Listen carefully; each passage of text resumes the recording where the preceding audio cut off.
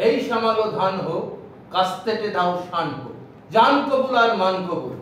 গ্রাম বাংলা জুড়ে এখন সেই কাস্তেতে শান দেওয়া শুরু হয়ে গেছে। আর আমরাও চলে এসেছি আমাদের চিন্তন, আমাদের মননে শান দিতে। আমাদের অনুষ্ঠান পঞ্চায়েতের আহ্বান নিয়ে আজ চলে এসেছি আমরা। একটু আলোচনা করে নেব, একটু কিছু প্রশ্ন আমরা করব, কিছু উত্তর জেনে নেব। আমাদের সঙ্গে আছেন সিপিআইএম রাজ্য কমিটির অন্যতম সদস্য অচিন্ত মল্লিক। তোমাকে আজকের অনুষ্ঠানে স্বাগত। কয়েকটি বিষয় আমরা একটুখানি তোমার কাছ থেকে জেনে নেব। এবারের নির্বাচনে বামপন্থীরা বিজেপিকে প্রতিদ্বন্দ্বী হিসাবে নিশ্চয়ই দেখছে, কিভাবে দেখছে? আসলে এটা বুঝতে হবে যে গত 9টা বছর ধরে যে সরকার নরেন্দ্র মোদীর নেতৃত্বে বিজেপি সরকারটা চলছে, এক কথায় বলা যায় তাহলে হচ্ছে এটা বলতে হয় যে কর্পোরেট কমিউনালিজম একটা নেক্সাস, অর্থাৎ কর্পোরেট সংস্থা আমাদের দেশের বিদেশের যারা মহাধনী তাদের সঙ্গে সাম্প্রদায়িকতার একটা মিতালি করে এই সরকার হচ্ছে চলছে। পাশাপাশি আমাদের এটা মনে রাখতে হবে যে বিজেপি আর 5টা সাধারণ রাজনৈতিক দলের মতো না, কারণ বিজেপিকে পরিচালনা করে, আপনারা সবাই এই ব্যাপারে অবহিত যে আরএসএস নামক যে সংগঠন যা 1925 সালে জন্ম হয়েছিল, তারা বিজেপিকে হচ্ছে পরিচালনা করে এবং তার ভিত্তিতে এখন যখন বিজেপি রাষ্ট্র ক্ষমতায় অধিষ্ঠিত, ফলে আরএসএস এর সুবিধা হয়েছে গোটা রাষ্ট্র ক্ষমতার বিভিন্ন নিয়ন্ত্রণ নেওয়ার ক্ষেত্রে তার একটা সুযোগ অনেক বেশি আগের থেকে বেড়েছে। স্বাভাবিকভাবেই আজকের পরিস্থিতিতে দাঁড়িয়ে আরএসএস এর মূল স্লোগান যেটা, যাকে কার্যকরী করছে বিজেপিকে সামনে রেখে, সেটা হচ্ছে হিন্দু রাষ্ট্র কায়েম করার জন্যে তাদের যে মূল কর্মপন্থা তাকে প্রয়োগ করার চেষ্টা করছে। আমি এখানে একটা কথা আমাদের বলা ভালো যে তারা হিন্দুত্বের যে রাজনীতি করছে সেটা বলতে হবে এই কারণেই যে হিন্দু ধর্ম আর হিন্দুত্ব এই দুটো এক না। হিন্দু ধর্ম একটা জিনিস, আর হিন্দুত্ব এটা একটা তার পলিটিক্যাল প্রজেক্ট। আরএসএস এর নেতা সাভারকর তিনি নিজে লিখে গেছেন, এখন নয় অনেক আগে, যে Hindutva is our political project, রাজনৈতিক প্রকল্প। সেই কারণে আমাদের সেই বিষয়ে অনেকে এই নিয়ে আমাদেরকে হিন্দু ধর্মের বিরোধী এইসব কথা প্রচার করার চেষ্টা করে। যাই হোক, আমি এই প্রসঙ্গে যেটা উল্লেখ করতে চাই যে এই গত 9টা বছরে, বিশেষ করে দ্বিতীয় দফায় বিজেপি ক্ষমতায় আসার পরে উদারনীতি যে রথ তা গতি অনেক বেশি তীব্র হয়েছে। ফলে স্বাভাবিকভাবেই মানুষের জীবন জীবিকা, মানুষের যে ওপরে যে আক্রমণ, স্বাভাবিকভাবে তার রুটি রুজির ওপর যে আক্রমণ তা অনেক বেশি বেড়েছে। এই সময়ের মধ্যে নতুন কাজ হওয়া দূরের কথা, অসংখ্য কলকারখানা বন্ধ হয়েছে, মানুষের কষ্ট এই সময় বেড়েছে। এমনকি যদি এই সময় হিসেব করে দেখা যায় যে শুধু ব্যাংক বিমা ক্ষেত্রেই 20 লক্ষ হচ্ছে পদ খালি আছে। এমনকি রেলেও কদিন আগে যা খবর রেল দপ্তর থেকে বলা হয়েছে যে কদিন আগেও, বছর আগেও যেখানে ছিল তাদের সংখ্যা 20 লক্ষ, এখন সেটা এসে দাঁড়িয়েছে 12 লক্ষ। ফলে সমস্ত কেন্দ্রীয় দপ্তরে হচ্ছে ছাঁটাই হচ্ছে, নতুন নিয়োগ হচ্ছে না, যারা রিটায়ার করছে সেখানেই থেকে যাচ্ছে। ফলে এবং তার মধ্যে গিয়ে তারা এইসব কন্ট্রাকচুয়াল বা হচ্ছে ঠিকা শ্রমিক দিয়ে তারা হচ্ছে কাজ করার চেষ্টা করে, যার ফলে নানান ধরনের সমস্যা ইতিমধ্যে গোটা দেশ জুড়ে তৈরি হচ্ছে। গ্রামাঞ্চলের অবস্থা আরও খারাপ। একদিকে সুরক্ষা প্রকল্পগুলি ছাঁটাই হয়ে যাচ্ছে, অন্যদিক মানে কেন্দ্রীয় সরকার থেকে যা ঘোষণা করা হয়েছিল, ওসব আমি উল্লেখ করছি না, 2 কোটি চাকরি প্রতি বছর, সব কালো টাকা আনবো, সবাইকে টাকা দেবো, এসব আমি উল্লেখ করছি। কিন্তু যে সুরক্ষা প্রকল্পগুলি ছিল তা বন্ধ হয়ে যাচ্ছে। শুধু তাই নয়, কৃষকের অবস্থা আজকে ভয়ঙ্কর। কৃষকের ফসলের সহায়ক মূল্য নেই, সরকারের কোনো বন্দোবস্ত নেই, বিপরীতে কার্যত হচ্ছে যে কৃষি কার্যের যে উপকরণগুলি তার দাম ক্রমান্বয়ে হচ্ছে বেড়ে চলেছে, যার ফলে কৃষক আরো ঋণগ্রস্ত হচ্ছে এবং ঋণগ্রস্ত হওয়ার ফলে তাকে হচ্ছে মানে কার্যত বাধ্য হয়ে আত্মহত্যার সংখ্যা গোটা দেশ জুড়ে বাড়ছে। ফলে বিজেপির এই সমস্যার মধ্যে দাঁড়িয়ে শুধু একদিকে যেমন অর্থনৈতিক সংকট তৈরি হচ্ছে, যার ফলে মানুষের সমস্যাটা তৈরি হচ্ছে, তার সঙ্গে সঙ্গে যেটা লক্ষণীয় বিষয় যে এই সময়কালের মধ্যে যে কার্যত যে এই সময়ে হিংসা বিদ্বেষ এই সমস্ত এই সময়কালের মধ্যে ভয়ঙ্করভাবে বৃদ্ধি পেয়েছে। আমি খুব বিস্তৃত আলোচনায় যাওয়ার অবকাশ নেই, কিন্তু আমি দু একটা কথা পরে বলবো, কারণ যেহেতু প্রেজেন্ট সিচুয়েশনকে আমাদেরকে ডিল করতে হবে। এখন এই সময়ের মধ্যে যেটা দাঁড়াচ্ছে যে আমাদের দেশে ক্ষুধার্ত মানুষের সংখ্যা হচ্ছে বাড়ছে। গোটা পৃথিবীতে এই কিছুদিন আগে একটা আন্তর্জাতিক সংস্থা তারা সমীক্ষা করেছিল যে 116টা দেশের মধ্যে ভারতবর্ষের স্থান ক্ষুধার্ত মানুষের ক্ষেত্রে 107 নম্বরে। এই জায়গায় হচ্ছে আমাদের ভারতবর্ষের চেহারা। ফলে আমাদের এবং এই সময়ের মধ্যে জিনিসের দাম যেভাবে বেড়েছে, কষ্টকর মানুষের জীবনযাত্রা গোটা দেশ জুড়ে, তার সঙ্গে পেট্রোল, ডিজেল, কেরোসিন, রান্নার গ্যাস কয়েক গুণ, এই বলার অপেক্ষা রাখে না, মানুষের জীবনের অভিজ্ঞতায় মানুষ জানেন, আপনারা জানেন। ফলে যার ফলে পরিবহন খরচ বাড়ছে এবং অন্যদিকে হচ্ছে এর ফলে সামগ্রিকভাবে জিনিসপত্রের দাম উল্লেখযোগ্যভাবে বৃদ্ধি হচ্ছে। এইখানে আমার একটা প্রশ্ন আছে যে এই দেখুন, আদালত, নির্বাচন কমিশন, কেন্দ্রীয় বাহিনী দিয়ে ভোট, এই সমস্ত কিছুই তো বিজেপি নিজেদের সাফল্য বলে প্রচার করবার চেষ্টা করছে এবং খুব স্বাভাবিকভাবেই বিজেপি ঘেঁষা কিছু মিডিয়া তারা এই বিজেপি এবং তৃণমূলের একটা বাইনারিকে তুলে আনবার চেষ্টা করছে। তো বিজেপি তৃণমূলের বাইনারি ভেঙে বামপন্থীরা যে তৃণমূলের প্রকৃত প্রতিপক্ষ, এইটা কি তুলে আনা যাচ্ছে, জনমানসে নিয়ে আসা যাচ্ছে? আমি আজকে একটা ছোট্ট উদাহরণ দিই, আজকের ঘটনা। ইতিমধ্যে সোশ্যাল মিডিয়াতে আপনারা দেখেছেন কিনা আমি জানি না, আজকের গণশক্তির হেডলাইনকে চেঞ্জ করে কে করেছে, বিজেপি তৃণমূল নাকি দু দলেরই হচ্ছে এটা প্রজেক্ট, আমি জানি। হেডলাইনে সীতারাম ইয়েচুরির একটা স্টেটমেন্ট আছে। প্রকৃত যে ঘটনা তাতে সীতারাম ইয়েচুরি আমাদের সাধারণ সম্পাদক বলেছেন যে তৃণমূলের দুর্নীতির বিরুদ্ধে পশ্চিমবাংলায় প্রতিদিন হচ্ছে লড়াই তীব্র হচ্ছে। আর যেটা ফেক নিউজ তৈরি করা হলো গণশক্তি হেডলাইনে সীতারামের নাম দিয়ে, সেখানে বলা হচ্ছে যে তৃণমূলকে সঙ্গে নিয়ে তৃণমূলের দুর্নীতির বিরুদ্ধে লড়াই হয়। আর আজকে এর থেকে দাঁড়িয়ে এর থেকে বোঝা মানে খুব অসুবিধা হয় না যে বিজেপি তৃণমূল আজকে তারা দুটো দলই বুঝে গেছে যে গোটা পশ্চিমবাংলায়, গ্রাম বাংলাতে লাল ঝান্ডার ক্রমশ হচ্ছে মানুষের আস্থা, ভরসা, বিশ্বাস, এবং মানুষ একান্তভাবেই চাইছে যে লাল ঝান্ডা ফিরে আসুক। লাল ঝান্ডা ছাড়া কোনো উপায় আমাদের সামনে নেই। যেমন বিজেপি তেমনি তৃণমূল এটা যদি মানে এইসব চোর ফোর ইত্যাদি সব জানেন আপনারা, আমি ওসব তো আলোচনা হয়েওছে, আমি ওই আলোচনায় যেতে চাইছি।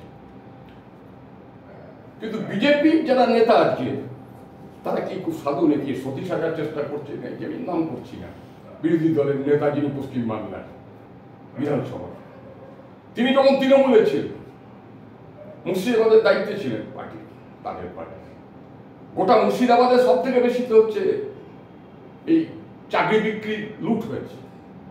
তার দপ্তর, পরিবহন দপ্তরে তিনি মন্ত্রী ছিলেন, পরিবহন দপ্তরে কেমন ভাবে হচ্ছে চাকরি বিক্রি হয়েছে। আজকে তিনি সতী সাজার চেষ্টা করে আজকে তৃণমূলকে বিরুদ্ধে যত কথাই বলুন, কিন্তু ওই যে কৃতিত্ব নেওয়ার চেষ্টা করছেন বলে, কিসের কৃতিত্ব? আসলে মিডিয়া তৈরি করতে চাইছে, কারণ মিডিয়ার আজকে বুঝে গেছে, আজকে প্রকৃত অর্থে এইখানেই আমি যদি ঢুকে যাই হয়তো খুব মানে অসঙ্গত হবে না। সেটা হচ্ছে এই যে আমাদের দেশের মিডিয়া সংবাদ মাধ্যমের স্বাধীনতাকে হরণ করার চেষ্টা করে। বিশ্ব একটা সংস্থা তারা এই সময় সংবাদ মাধ্যমের স্বাধীনতা নিয়ে একটা হচ্ছে তারা এই সময় একটা সমীক্ষা চালিয়েছে। তাতে দেখা যাচ্ছে ভারতবর্ষের স্থান 161 নম্বরে, 161 নম্বর সংবাদ মাধ্যমের স্বাধীনতার ক্ষেত্রে। মানে গণতন্ত্র এখানে হচ্ছে কোন পর্যায়ে পৌঁছেছে ভারতবর্ষের সাধারণভাবে মানুষের ত্রুটিপূর্ণ একটা গণতান্ত্রিক দেশ হিসেবে প্রতিষ্ঠিত। ফলে সব দিক থেকে বিজেপি আর তৃণমূলের মধ্যে ফারাক কিছু নেই। মানুষ এটা ক্রমশ স্পষ্ট হচ্ছে। এই সময় তো আমরা বিভিন্ন গ্রামাঞ্চলে ঘুরে যা দেখছি, কার্যত অনেক জায়গাতে এতদিন যেখানে আমাদের কর্মীদেরকে হয়তো বিশ্বাস করাতে পারছিলাম যে বিজেপি তৃণমূল এক জায়গা থেকেই পরিচালিত। আজকে সাধারণ মানুষের কাছে তা স্পষ্ট হচ্ছে। তৃণমূলের নেতা সে বিজেপির প্রার্থী হচ্ছে, বিজেপির কর্মী তৃণমূলের প্রার্থী হচ্ছে, যেখানে পাচ্ছে না প্রার্থী তৃণমূল জোগাড় করে দিচ্ছে বিজেপি, আবার যেখানে তৃণমূল প্রার্থী পাচ্ছে না বিজেপির তাকে প্রার্থী জোগাড় করে দিচ্ছে। আমাদের জেলায় অসংখ্য জায়গায় এই ঘটনা ঘটছে। একটা সেটিং একটা কাজ করছে সমস্যা, যেটা মানুষকে আমরা দিন বোঝাতে পারছে আজকে জলের মতো হচ্ছে, এটা পরিষ্কার। আচ্ছা, আপনি তো এই গ্রামাঞ্চলে ঘুরে বেড়ান বা গ্রামাঞ্চলে সংগঠন করেন, আপনি পূর্ব বর্ধমান জেলা বা বিভিন্ন অন্য জেলাতেও আপনাকে সংগঠনের কাজে বিভিন্ন কাজে যেতে হয়। গ্রামাঞ্চলের ভেতরে আরএসএস এর কি কর্মকাণ্ড? আমাদের যদি বলেন এটা সাধারণভাবে সংগঠনের কিছু দুর্বলতা কাজ করে, যে আরএসএস এর কাজের প্রতি হচ্ছে নির্দিষ্টভাবে হচ্ছে তাদের ক্রিয়াকার্য দেখা, লক্ষ্য রাখা, তাদের সেই ক্ষেত্রে তাকে কাউন্টার করা, কিছু দুর্বলতা আমাদের আছে। কিন্তু আরএসএস তারা জেলার সর্বত্র সমানভাবে না হলেও অনেক জায়গাতেই আরএসএস গভীরভাবে তারা হচ্ছে সক্রিয়। এবং এই যে আমরা 2021 সাল বলুন, 2019 সালে বলুন, এ তো আরএসএস এর হচ্ছে যে সোশ্যাল ইঞ্জিনিয়ারিং এর মধ্যে দিয়েই তারা তো হচ্ছে তাদের পক্ষে সমর্থনকে টেনে নিতে পেরেছিল। সেই সোশ্যাল ইঞ্জিনিয়ারিং এর কাজ চলছে, কিন্তু আজকের দিনে দাঁড়িয়ে শুধু ওই সোশ্যাল ইঞ্জিনিয়ারিং করে আরএসএস এর এই কাজের মধ্যে দিয়ে মানুষকে তাদের পক্ষে নিয়ে যেতে পারবে না। কারণ এই সময়ের মধ্যে গ্রামে গ্রামে বড় বড় লড়াই, আন্দোলন, সংগ্রাম, বড় বড় সমাবেশ এই সময় সংঘটিত। আপনারা জানেন যে 31শে আগস্ট এই গত বছর বর্ধমান শহরে যেদিন আইন অমান্য আন্দোলন কর্মসূচি আমরা করি, সেদিন কার্যত বিনা প্ররোচনায় পুলিশ লাঠি চালায়, কাঁদানে গ্যাস চালায়, জলকামান চালায় এবং পুরুষ মহিলা নির্বিশেষে আমাদের নেতাদের পর্যন্ত গ্রেপ্তার করে, অ্যারেস্ট করে এবং বাচ্চা ছেলে মেয়ে তাদেরকেও হচ্ছে এইসব কেসে আসামি করে। এবং যদি বলেন গোটা রাজ্যে আন্দোলনের একটা গতিকে হচ্ছে সেই 31শে আগস্টে আন্দোলনের কর্মসূচি ঘুরিয়ে দিয়েছিল। তারপর থেকেই গোটা রাজ্যে একটা নতুন আন্দোলনের পরিবেশ গড়ে ওঠে, যে প্রতিরোধমুখী আন্দোলন। আজকে মানুষ আর সেই পুরনো জায়গাতে নেই, সব জায়গাতেই মানুষ বলছে প্রতিরোধ গড়ে তুলতে হবে, প্রতিরোধ গড়ে তোলা ছাড়া অন্য কোনো রাস্তা নেই।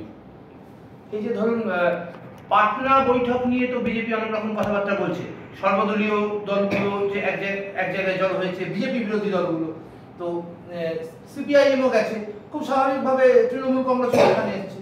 তো এই প্রসঙ্গে আপনাদের কি অভিমত?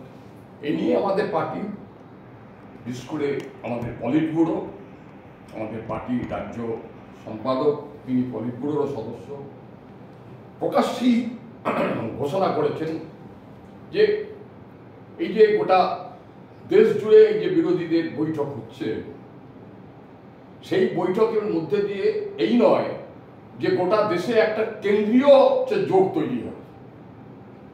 ওই বৈঠকে, পাটনা বৈঠকে যেটা সিদ্ধান্ত হয়েছে সেটা হচ্ছে এই যে রাজ্যে রাজ্যে বিশেষ পরিস্থিতি অনুযায়ী আসন সমঝোতা আমাদের করতে হবে, বিভিন্ন রাজনৈতিক দলের অবস্থা অনুযায়ী।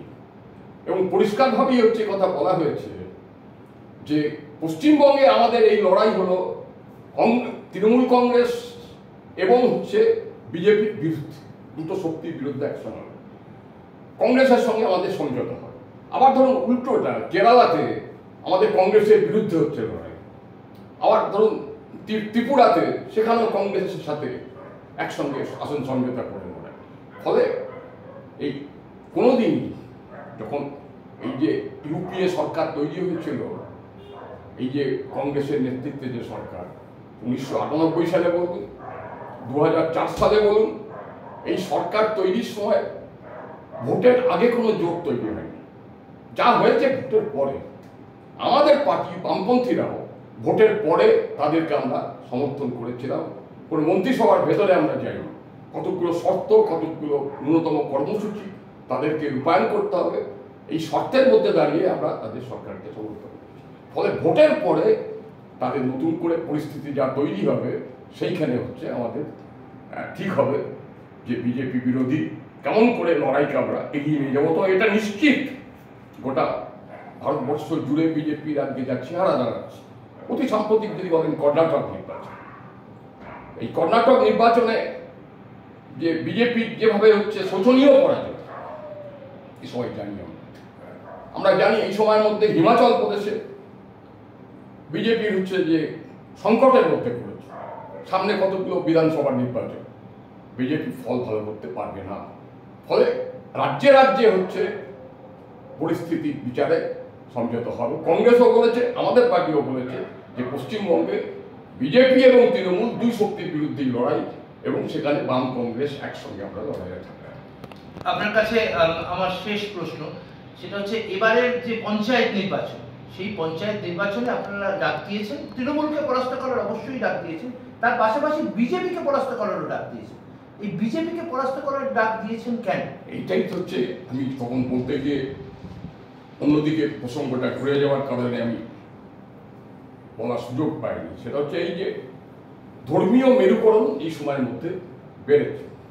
আপনারা জানেন দিল্লির দাঙ্গার ঘটনা, এবং সেই সময় দিল্লির দাঙ্গার ঘটনায় কেন্দ্র করে যারা তার বিরুদ্ধে প্রতিবাদ করেছিল, যে সমস্ত মানুষ, সে সাধারণ কোনো রাজনৈতিক দলের নয়, শুধুমাত্র সংখ্যালঘু সম্প্রদায় নয়, বিভিন্ন বুদ্ধিজীবী অংশের মানুষ, সাংবাদিক, তাদের পর্যন্ত হচ্ছে দানবীয় যে আইনগুলো এই সময় তৈরি হয়েছে, এমনকি ব্রিটিশ আমলের আইন, এই যে দেশদ্রোহী আইন, এটা তো ব্রিটিশ আমলের আইন, ইউএপিএটা তৈরি হয়েছে।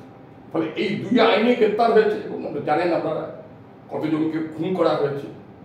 এমনকি আমি উল্লেখ করতে পারি, এই কথাটা খুব মানে অপ্রাসঙ্গিক হবে না। এই যে একজন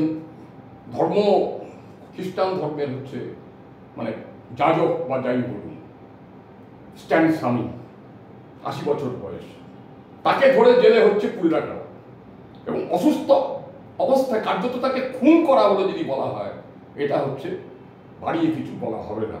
কারণ স্ট্যান স্বামীকে কার্যত বিনা চিকিৎসায় তাকে হচ্ছে মারা যেতে হয়েছে। ফলে আমরা বলছি খুন করা হয়েছে। এই সময় যদি দেখেন, ওটা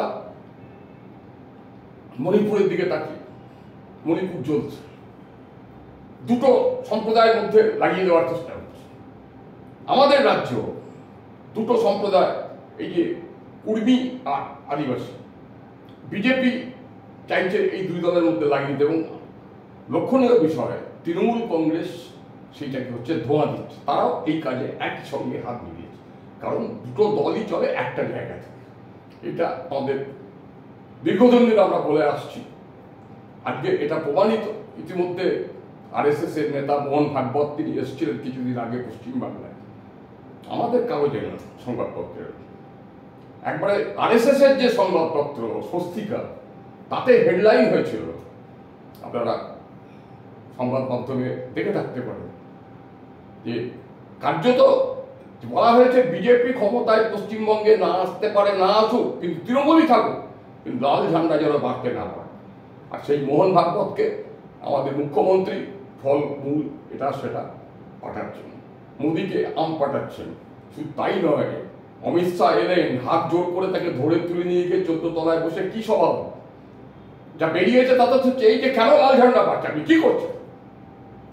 মমতাও বলে বেড়াচ্ছে লাল ঝান্ডা কেন বাড়ছে, এতদিন তো দূরবীন দিয়েও দেখতে পেত না। এখন হচ্ছে লাল ঝান্ডাকে গাল না দিয়ে একটা দিনের জন্য মমতা প্রথম আক্রমণের লক্ষ্যবস্তু হচ্ছে লাল ঝান্ডা, বামপন্থীরা, সিপিআইএম। ফলে আজকে এই জায়গায় এটা দাঁড়িয়েছে।